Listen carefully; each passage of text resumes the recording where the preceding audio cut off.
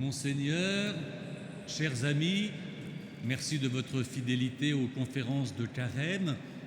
Cette année, pour la réouverture de la cathédrale, nous cherchons à identifier et à accueillir les signes que la cathédrale donne au monde de la sagesse divine, de la paix de Dieu dans les cœurs, mais aussi dans le monde. Nous avons décrypté le chant du Magnificat, appris à écouter le chant de Notre-Dame, la voix de l'orgue et l'aménagement de la cathédrale. Quand on entre, on est accueilli par un premier signe de Marie sur la colonne nord.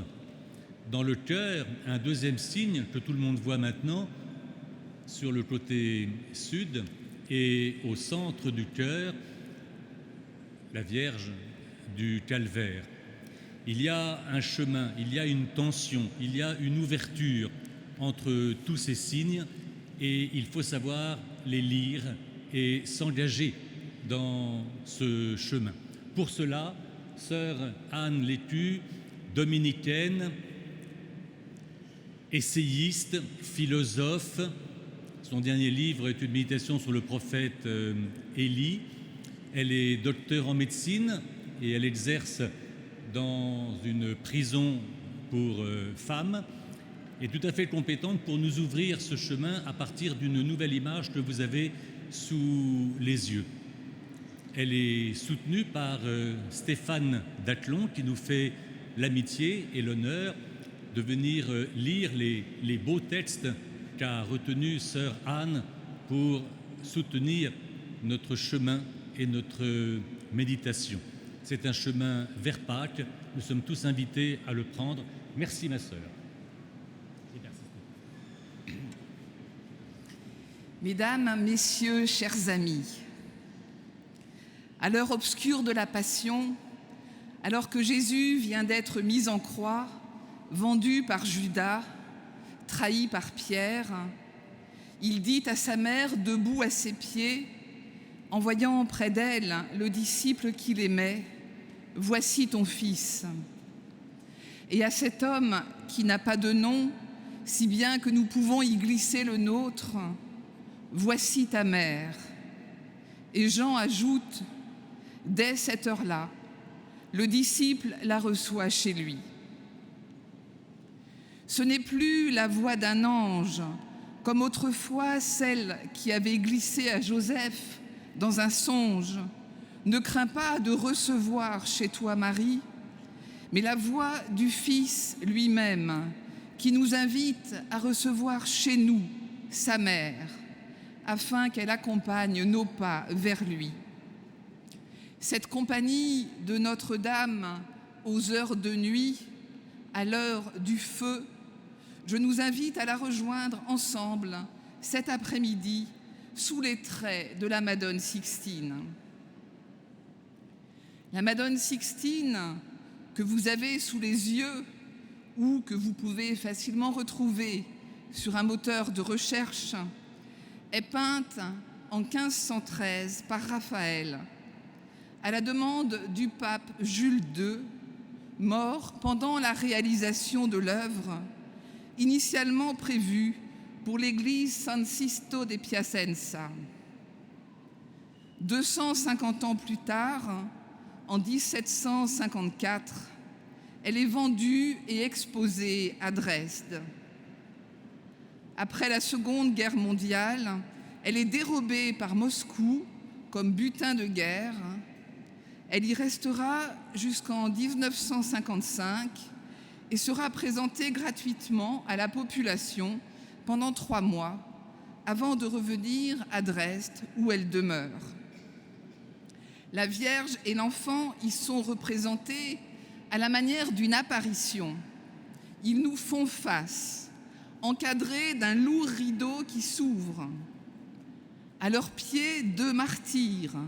À gauche, Saint Sixte, sous les traits du pape Jules II, qui nous désigne du doigt, et à droite, Sainte Barbe, surnommée la Sainte du Feu, car son père, qui ne supportait pas sa conversion, la fit réduire en cendres. Sainte Barde, donc, patronne des pompiers qui ont protégé Notre-Dame, regarde en bas du tableau les deux célèbres angelots accoudés, perplexes. Sixte et Barbe, sortes de figures d'Adam et Ève, vivent avec la Madone une conversation dans laquelle nous sommes invités à entrer. Alors entrons.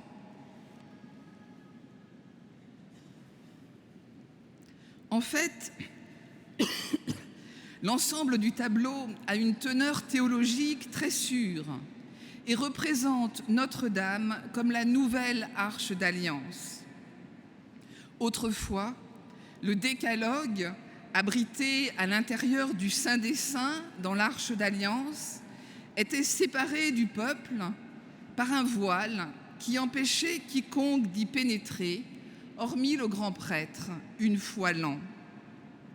Désormais, le voile du temple, déchiré à la mort du Christ, est le signe que le ciel lui-même est décloué et accessible à tous. Autrefois, l'arche était surmontée de deux chérubins qui se faisaient face et gardaient le propitiatoire, une sorte de caisse qui abritait le décalogue, à l'abri derrière le rideau fermé du temple.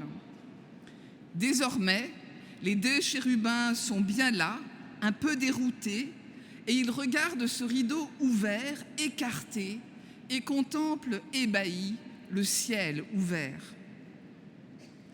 Qui écoute attentivement les récits de la Passion retrouvera un ange qui console Jésus à Gethsémani et un autre qui viendra rouler la pierre au matin de la résurrection. Les chérubins de notre tableau attendent peut-être leur nouvel emploi en nous invitant à guetter l'heure du changement d'ange. Au cœur du tableau, la Vierge et l'enfant. Tous les deux sont graves. Marie ne retient pas l'enfant, mais elle l'expose, en même temps qu'elle l'offre à ceux que le doigt de Sixte désigne, c'est-à-dire à nous qui sommes là. Il faut contempler longtemps le regard de l'enfant et celui de la mère. Elle, jeune, toute de retenue, baisse un peu les yeux. Lui nous regarde en face. Cette jeune mère debout est à la fois la Vierge du refuge en Égypte, qui échappe au massacre des innocents, celle dont le cœur est transpercé d'un glaive, une Stabat Mater et simultanément une Pietà. Peut-être a-t-elle aussi les traits de la femme figurée dans l'Apocalypse, qui court au désert avec son enfant, dont Régis Burnet nous parlera dimanche prochain. À l'occasion de l'exposition de la toile de Raphaël à Moscou en 1955, avant qu'elle ne soit rendue au musée de Dresde, l'écrivain Vassili Grossman va visiter la Madone Sixtine. Journaliste soviétique, il avait pénétré dans le camp de Treblinka en septembre 1944. Laissons-lui la parole.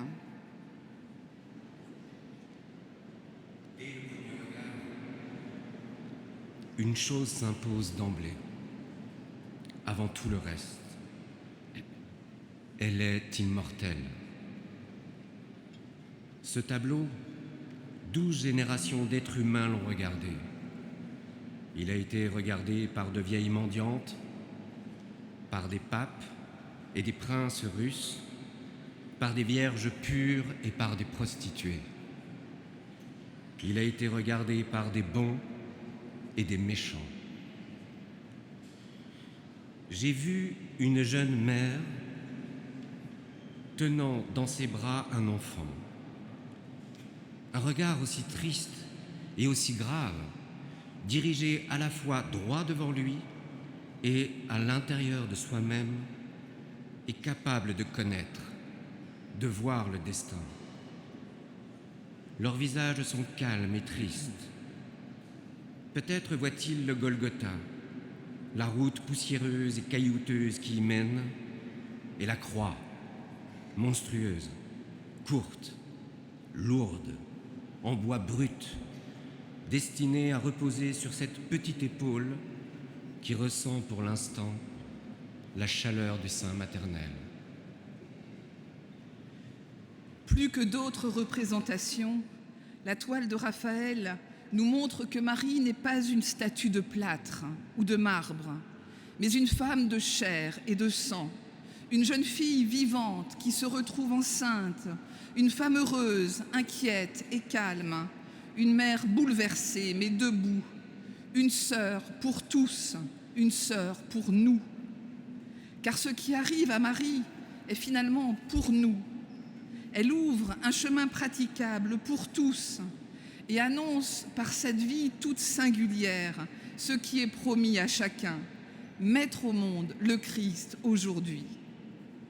Par sa main, le vieux Sixte semble dire à Marie et à son fils en nous désignant « c'est par là ». Le lieu du salut n'est pas extérieur à notre existence. Le lieu du salut, c'est la chair de l'être humain, sur cette terre et dans ce temps qui sont les nôtres. Alors, comment mettre au monde le Christ aujourd'hui? Suivons ses premiers pas. Les récits de nativité dans les évangiles ne sont pas un conte de fées. Lors de l'Annonciation, Marie, toute jeune, acquiesce à un événement hors de tout ce que l'on peut concevoir. C'est d'abord une histoire de joie et de grâce. Grâce sur toi, comblée de grâce, le Seigneur est avec toi, lui dit l'archange. Le voile ouvert du temple annonce cette joie et cette grâce pour nous tous. C'est gratuit, c'est gratis, c'est cadeau. Et le miracle advient. Marie est sûre que Dieu croit en elle, que nulle parole venue de Dieu ne peut faillir.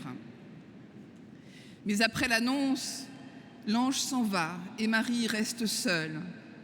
Elle court chez sa cousine et nous sommes nous aussi invités à épouser les mots d'Élisabeth. D'où m'est-il donné que la mère de mon Seigneur vienne jusqu'à moi? Alors Jean-Baptiste se met à danser dans le ventre d'Élisabeth, comme autrefois David dansait devant l'arche d'alliance. Dans son chant, magnifiquement commenté par Laurence de Villers lors de la première conférence de Carême, Marie reprend les mots de son peuple et ne mâche pas les siens. Elle y parle notamment de l'humiliation qu'elle a subie. Le Seigneur s'est penché sur l'humiliation de son esclave, dit le texte dans sa lettre. Manière de nous rappeler qu'être une fille-mère à l'époque ne devait pas être si simple. Elle parle de son humiliation et annonce la fin de la nôtre, car son humiliation est aussi celle des femmes qui, plus que les hommes, ont subi le déshonneur. Elle porte haut leur voix et son chant de victoire n'est pas un chant guerrier qui viendrait sceller la défaite des hommes, mais un chant de paix qui célèbre la fin de la rivalité. Parce que nul n'est supérieur à autrui quand Dieu lui-même s'abaisse. L'enfant va naître au cours d'un recensement. Pratique abhorrée des Écritures où compter, c'est mettre la main sur ce que l'on compte, la raisonner. L'hostilité du monde à la naissance du Christ est ainsi annoncée. Alors même que le roi veut encadrer et contrôler son empire, la naissance de Jésus est l'annonce d'un irrémédiable paramètre incontrôlable. Alors que le monde tourne sans lui, Jésus naît pauvrement, discrètement, en 2 petits versets, rien de plus. Quand le délai imparti par la loi est passé, Joseph et Marie viennent présenter l'enfant au temple. Dans la toile de Raphaël, Sixte et Barbe sont en quelque sorte à la place de Siméon et Anne lorsqu'ils accueillent l'enfant. Et nous sommes invités à nous tenir là, dans ce tableau, pour recevoir celui dont Siméon parle en ces termes à Marie. Voici que cet enfant provoquera la chute et le relèvement de beaucoup en Israël. Il sera un signe de contradiction. Et toi, ton âme sera traversée d'un glaive. Ainsi seront dévoilées les pensées qui viennent du cœur d'un grand nombre. De même qu'elle ne connaissait pas les conséquences de son acquiescement, qu'il me soit fait selon ta parole, Marie ignore tout de ce glaive qui percera aussi le côté du corps de son fils. Pourtant, elle va vite en découvrir la teneur. En effet, Hérode veut tuer l'enfant. L'ange du Seigneur s'adresse de nouveau en songe à Joseph pour le convaincre de gagner l'Égypte afin de protéger Jésus. Alors Hérode, voyant que les mages s'étaient moqués de lui, entra dans une violente fureur. Il envoya tuer tous les enfants jusqu'à l'âge de 2 ans à Bethléem et dans toute la région, d'après la date qu'il s'était fait préciser par les mages. Alors fut accomplie la parole prononcée par le prophète Jérémie. Un cri s'élève dans Rama, pleurs et longues plaintes. C'est Rachel qui pleure ses enfants et ne veut pas être consolée, car ils ne sont plus. Regardons à nouveau la Madone Sixtine. Elle est Rachel qui pleure ses enfants. En arrière-plan confondu avec des nuages, une foule immense de visages d'enfants semble assister à cette exposition du Fils qui accomplit la promesse de Dieu et achève sa révélation. Qui sont-ils? Ne s'agit-il pas du cri muet de toutes les victimes innocentes de tous les temps, tous ces êtres qui soulèvent une énigme bouleversante, restée absolument sans réponse? D'où vient que la naissance du Sauveur provoque la mort d'enfants innocents? Comment est-il possible de penser simplement que l'accomplissement des Écritures passe par un tel massacre? Écoutons Vassili Grossman. Pourquoi n'y a-t-il pas de peur sur le visage de la mère? Pourquoi ses doigts ne se croisent-ils pas autour du corps de son fils avec assez de force pour que la mort ne puisse les desserrer? Elle offre son enfant au destin. Elle ne le dissimule pas. Et ce petit garçon ne cache pas son visage dans le sein de sa mère. Il est sur le point de s'arracher à son étreinte pour marcher à la rencontre du destin sur ses 2 petits pieds nus. Plus tard, en marchant dans la rue, stupéfié et bouleversé par la puissance de ces impressions soudaines, j'ai compris que la vision de cette jeune mère avec son enfant dans les bras me ramenait non à un livre ou à une musique, mais à Treblinka. C'était elle qui foulait de ses pieds nus et légers cette terre vacillante de Treblinka, marchant depuis l'endroit où l'on déchargeait les wagons jusqu'à la chambre à gaz. Je l'ai reconnue à l'expression de son visage et de ses yeux. J'ai vu son fils et je l'ai reconnu à son expression étrange qui n'avait rien d'enfantin. Voilà que je voyais la vérité de ces visages. Raphaël les avait dessinés il y a 4 siècles. C'est ainsi que l'homme marche à la rencontre de son destin.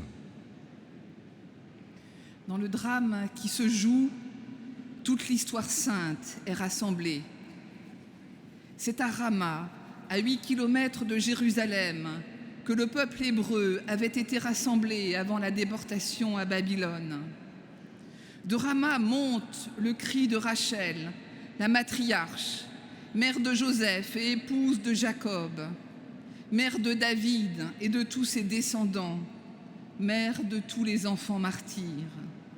Mais aujourd'hui, Rama est aussi à Gaza.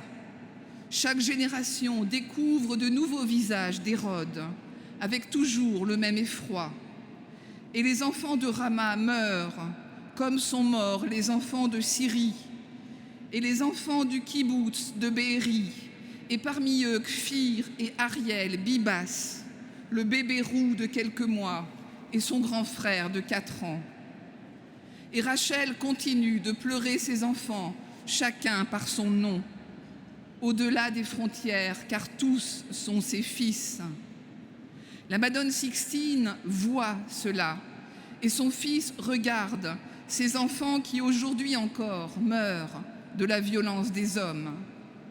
Il voit les enfants que l'Église elle-même a abîmés, meurtris. Le fils de Notre-Dame est de ce côté-là du monde, avec sa mère, Nouvelle Rachel, qui médite et garde toutes ces choses dans son cœur. En écoutant Vassili Grossman, m'apparaissent les visages des femmes que je côtoie en prison, même si leur sort est bien moins tragique qu'à Treblinka. Je pense à celles qui sont séparées de leurs enfants, à celles qui accouchent en prison, à celles dont le ventre est vide car leur enfant est mort et c'est parfois la raison de leur présence en détention. Toutes ont les traits de la Madone Sixtine. Toutes disent à leur façon que la vie est précieuse et magnifique et tragique souvent. Et en pensant à elles, à toutes ces femmes, je me dis, d'où m'est-il donné que la mère de mon Seigneur vienne jusqu'à moi? Au cœur de la peinture de Raphaël, l'enfant nous regarde et il voit. Au milieu de toutes ces détresses, Jésus voit. Il nous voit, sans illusion et sans jugement. Il regarde la mort en face, résultat des tyrannies qui se cachent parfois au nom d'un bien supérieur. Il perçoit la bonté qui résiste à toutes les tyrannies dans le silence et la discrétion. Il nous apprend à voir.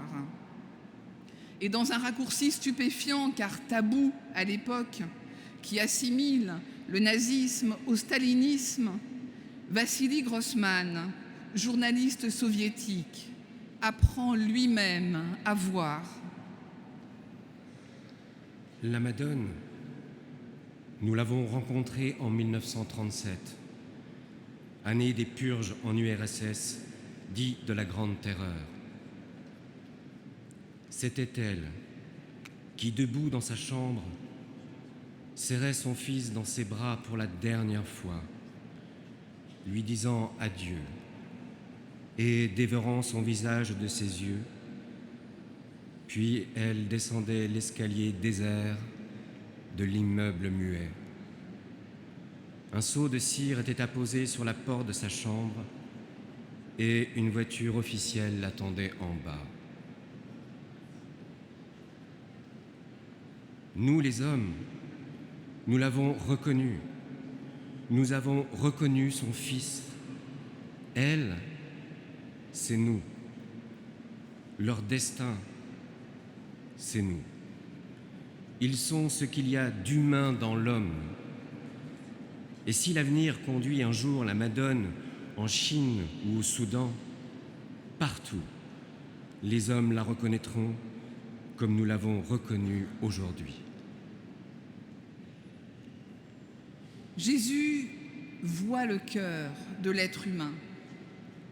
Souvenons-nous de la femme adultère amenés par les scribes et les pharisiens pour tendre un piège à Jésus. Jésus la voit. Il voit d'un même regard le cœur de ces hommes et le cœur de cette femme et propose à celui qui n'a jamais péché de lui jeter la première pierre. Et tous s'en vont, à commencer par les plus vieux. Jésus n'a pas dit que s'en aillent ceux qui ont péché. Il ne les a pas chassés, mais eux se sont jugés eux-mêmes et ils sont partis. Moyennant quoi, ils se sont privés d'entendre ce que Jésus dit à cette femme. Moi non plus, je ne te condamne pas. Va et ne pêche plus. Il faut que nous puissions entendre pour nous-mêmes cette phrase magistrale. Moi non plus, je ne te condamne pas. Mais pour l'entendre au fond de notre cœur, laissons-nous regarder par l'enfant de la Madone Sixtine, par l'enfant de Notre-Dame qui tient le monde dans sa main. Il me semble que c'est cela que les visiteurs de Notre-Dame, de notre chère cathédrale, viennent chercher en se cachant quelques minutes ou en déambulant à l'abri de son grand manteau de pierre. Croyez-moi, les personnes détenues que je côtoie savent ce que c'est qu'être condamné. Les malades qui vont mourir ont peut-être eux-mêmes entendu cette malheureuse formule.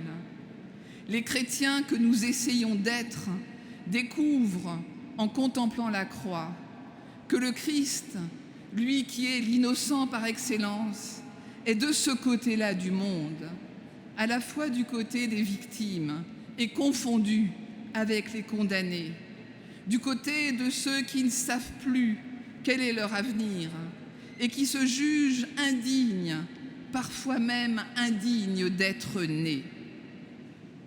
Il est de notre côté. Le Christ de Raphaël et sa mère le savent. Les martyrs Sixte et Barde, qui nous représentent à leurs pieds, le savent également.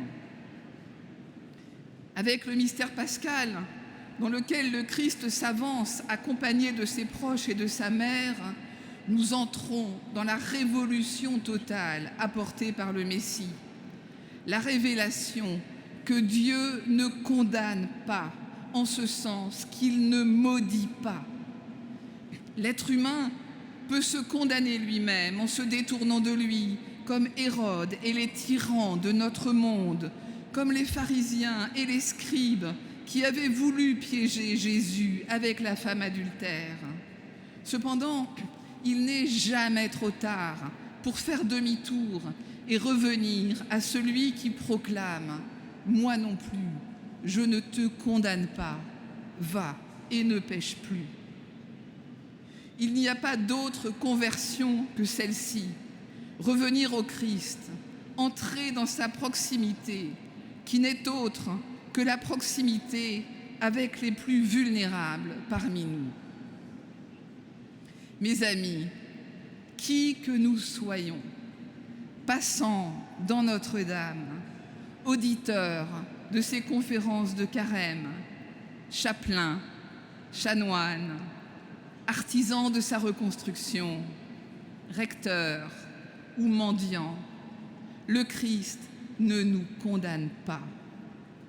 Il dénonce la lâcheté et l'hypocrisie des puissants, il dévoile le fond du cœur, mais si nos actes sont jugés, lui ne prononce aucune malédiction. Et le regard de l'enfant exposé par la Madone Sixtine dit cela à ceux qui le regardent. Il nous le dit à nous que le martyr Sixte désigne. Moi non plus, je ne te condamne pas. Car Jésus paraît savoir, en tout cas, c'est ainsi que semble nous le traduire Raphaël, qu'il va porter seul la condamnation du monde, qu'il va porter seul la malédiction de la croix pour nous délivrer de toute malédiction.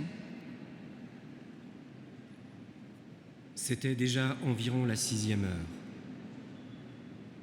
L'obscurité se fit sur toute la terre jusqu'à la 9e heure, car le soleil s'était caché. Le rideau du sanctuaire se déchira par le milieu. Alors Jésus poussa un grand cri. « Père, entre tes mains, je remets mon esprit. » Et après avoir dit cela, il expira. Le soleil s'est caché. Le voile du sanctuaire s'est déchiré. Marie est là, Notre-Dame des douleurs, debout, Stabat Mater. Elle se tient là où doit se tenir l'Église et chacun de nous, comme le rappelait Dietrich Bonhoeffer dans ses lettres de prison. Je le cite, « Les chrétiens sont avec Dieu dans sa passion. Voilà ce qui distingue les chrétiens des païens. L'être humain est appelé à vivre avec Dieu, la souffrance de Dieu pour le monde sans Dieu. Voilà la conversion. » La Madone Sixtine est aussi, à sa façon, une Mater Dolorosa, une mère des douleurs.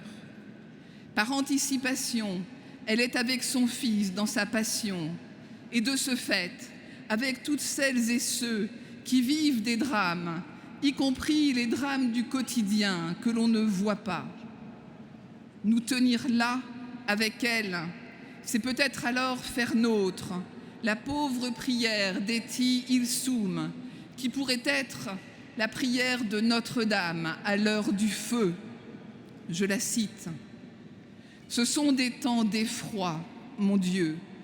Je vais t'aider, mon Dieu, à ne pas t'éteindre en moi, mais je ne puis rien garantir d'avance. Il m'apparaît de plus en plus clairement, à chaque pulsation de mon cœur, que tu ne peux pas nous aider, mais que c'est à nous de t'aider et de défendre jusqu'au bout la demeure qui t'abrite en nous. » Alors, lentement, après avoir reçu la dépouille de son fils, comme l'a si magnifiquement représenté Nicolas Coustou, et l'avoir accompagné au tombeau, Marie entre avec nous dans le grand silence et la grande solitude du Samedi Saint. Stabat Mater Dolorosa, mère douloureuse, debout. Il se pourrait que nous en soyons encore là. Il nous faut vivre dans toute sa profondeur ce grand mystère pendant lequel Jésus rejoint les morts de tous les temps, tous ces visages d'enfants qui habitent le fond du tableau. Il les rejoint car il ne nous quitte plus. Ce grand silence est notre heure, l'heure de l'intercession et de la supplication pour que le Christ sorte des enfers tous ceux qui y sont enfermés et qu'il nous aide dès maintenant à vider les enfers que nous créons ici-bas. L'heure de prier pour toutes les madones dont le ventre est vide car leur fils, leur fille n'est plus. Comment y croire? Est-ce seulement vrai? Est-ce que tous ces mots ne sont pas du vent? Le grand discours à ses amis que Jésus laisse en héritage au chapitre 13 à 17 de Saint Jean se termine par une bouleversante prière à son Père qui peut nous donner un vrai courage. Judas vient de le vendre et Pierre va le trahir. C'est l'heure de la déception. Et pourtant, Jésus prie son Père avec ces mots. J'ai manifesté ton nom aux hommes, que tu as pris dans le monde pour me les donner. Ils étaient à toi, tu me les as donnés, et ils ont gardé ta parole. Maintenant, ils savent que tout ce que tu m'as donné vient d'auprès de toi, Les mots que tu m'as donnés, je les leur ai donnés, et ils les ont reçus, et vraiment, ils ont cru que c'est toi qui m'as envoyé. » À l'heure de la trahison des siens, à l'heure de la déception, dans une prière de nuit entre la Seine et Gethsémani, Jésus assure son Père de notre foi. Ils ont gardé ta parole, ils ont cru que tu m'as envoyé. C'est bouleversant. Mais la première bénéficiaire de la confiance de Jésus n'est-elle pas sa mère? Si elle a cru que Dieu croyait en elle, que nulle parole venue de Dieu ne pouvait faillir, ne pouvons-nous pas le croire aussi? Peut-être que la foi, ce n'est pas d'abord croire en Jésus-Christ, mais croire qu'il croit en nous plus que nous-mêmes, en nous tous, en chacun de nous, tels que nous sommes. Alors, un avenir est possible, un avenir pour tous qui commence aujourd'hui. Il s'agit, comme le disait magnifiquement Bernard Fayet, de ne pas rater l'heure du changement d'ange. Quand l'ange de la nuit s'en va et que l'ange du jour n'est pas encore venu, à l'heure du changement d'ange, l'homme connaît une grande angoisse. La foi qui ne se raconte pas d'histoire est un entre-deux anges. L'ange du réconfort de l'agonie et l'ange de la proclamation de la résurrection, la plus belle des incertitudes. Ne pas manquer l'heure du changement d'ange. Elle est vraie. Je ne puis douter qu'il en est ainsi. Peut-être est-ce toute la force de ce tableau de Raphaël, représenter l'heure du changement d'ange. Le voile est déchiré par la passion du Christ. Le ciel est ouvert. Il est ouvert à tous. L'Évangile est donné à tous. Les deux anges qui gardaient le propitiatoire ont eu pour charge l'un de consoler le Christ à l'heure de sa passion et l'autre d'annoncer la résurrection. Là, dans le tableau, le premier attend de passer le relais au second. C'est l'heure du changement d'ange. C'est notre heure, chaque jour. En Irak, à Mossoul, Notre-Dame de l'Heure, martyre de Daesh, est à nouveau debout. Et ici, à Paris, notre maison cathédrale, à tous et toutes, Notre-Dame, manifeste de son éclat l'heure du changement d'ange, le passage du feu à la lumière, de la couronne d'épines à l'éclat chamarré des rosaces, magnifiquement raconté par Gilles Drouin la semaine dernière, mais aussi chanté par le chœur de Sylvain Dieudonné et l'orgue d'Éric Lebrun.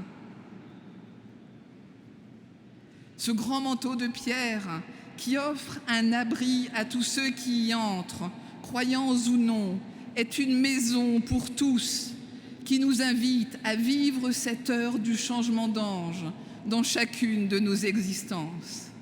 Cette heure est vraie, je ne puis douter qu'il en est ainsi.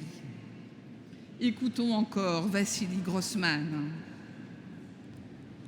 La force miraculeuse et sereine de ce tableau tient aussi à ce qu'il nous parle de la joie d'être une créature vivante sur cette terre.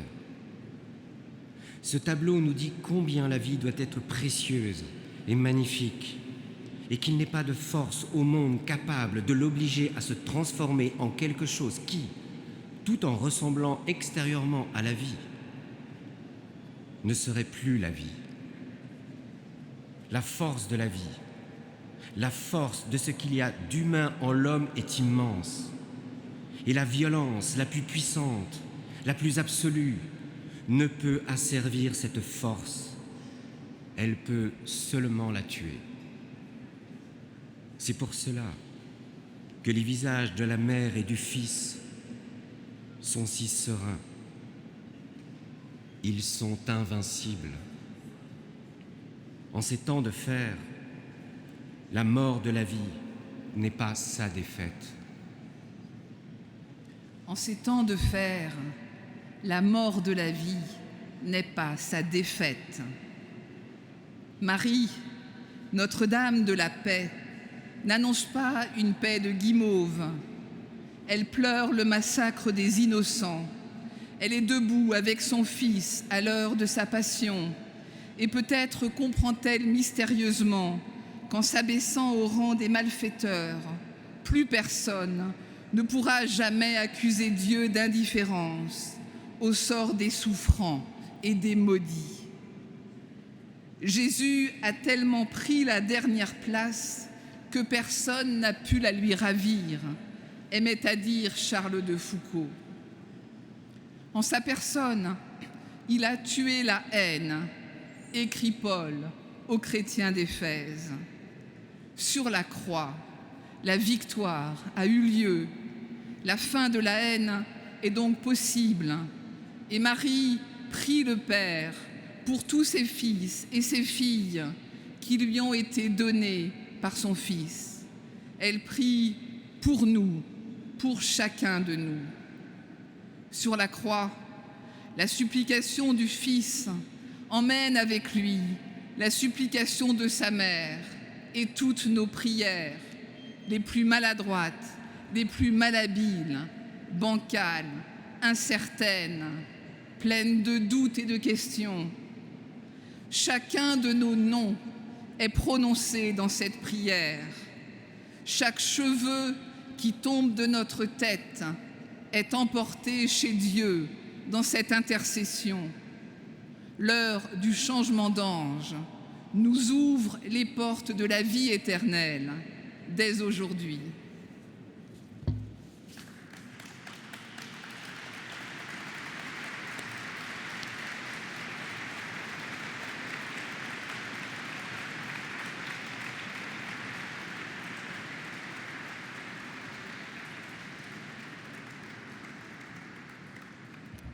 Merci sœur Anne, merci Stéphane. Dimanche après dimanche, nous comprenons un peu mieux quel est le charisme de Notre-Dame, pourquoi le monde entier s'intéresse à cette cathédrale. Que dit-elle? Elle nous ouvre aujourd'hui un chemin qui ne pouvait pas être dit ailleurs. Mais maintenant que nous l'entendons ici, nous sommes invités à le faire vivre, notamment pendant la Semaine Sainte qui s'ouvre bientôt dans toutes les paroisses de Paris, de France et même du monde. Nous comprenons, nous recevons que Dieu rentre vraiment dans l'histoire, une histoire ancienne, une histoire contemporaine, une histoire aujourd'hui. Nous sommes tous sur le qui-vive. Ma sœur, grâce à vous, nous allons être vigilants. C'est la demande du Seigneur. Nous saurons répondre.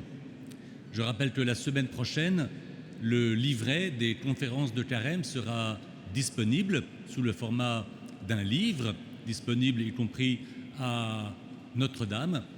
Il y aura certainement à revenir sur toutes ces méditations qui nous ouvrent ce chemin. Quant à maintenant, dimanche, nous chantons les vêpres de ce premier dimanche de la Passion. Encore merci à vous, ma sœur, encore merci Stéphane.